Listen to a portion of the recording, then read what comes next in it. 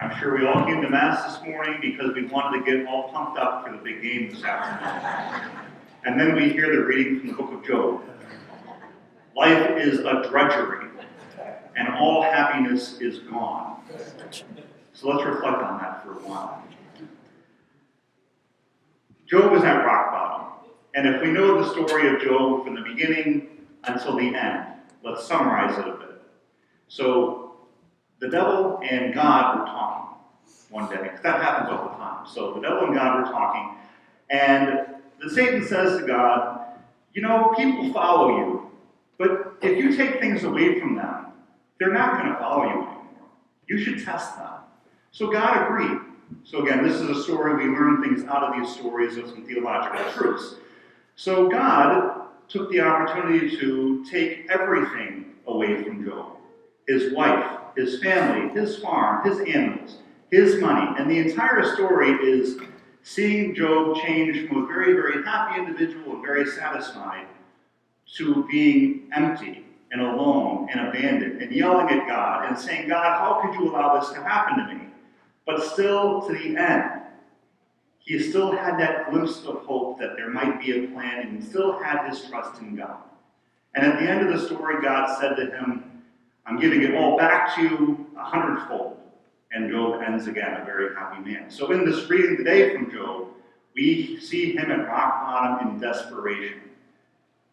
Now, how many of us have been rock bottom and in desperation? I think quite a few of us, because you know what? Life isn't all that easy. I'm not sure if you're aware of it or not. Christ heals the brokenhearted. There are things in our life that leave us so longing to be complete again, so longing to be healed. And we have so many times said, Lord, how could you let all of this happen to me?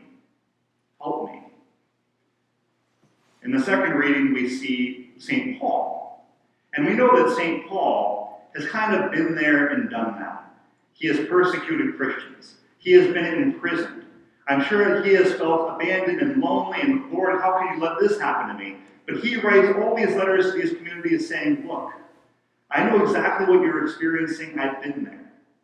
Follow me. I see the light. I see Christ. We know very well that the best teachers in our lives, the best teachers anywhere, are those that can be witness, those who have experienced, those who have had those feelings, who have felt the same way, who have been hurt, who have been abandoned. They have had that experience, that they are able to seek out the lost and show them that's not the end. You see that a lot. I have a good friend who is an alcoholic and has been sober for a long time and has used his life to help the lost and be a mentor of what works and how to move forward. That resurrection is part of the story. People reach out to him in love, mercy, and compassion. He is giving his life to do the same thing. When you think about it, we have all have our stories. We have been heartbroken. We have lost loved ones. We have had broken relationships. We have had a lot of hurt, and a lot of pain. Maybe the Lord is telling us and calling us to reach out and heal the brokenhearted and give them hope, knowing that we know the end of the story, which is Christ, which is the resurrection. Christ himself didn't just die on the cross, because all of his onlookers and all of his followers, they would be as a people without hope if that were the end. But no, resurrection conquered it all. So may we, by our experiences, reach out to those who might be lost, so those might need some compassion, and lead them to the truth. And maybe we ourselves are going through that rock bottom time. Maybe we are feeling despair.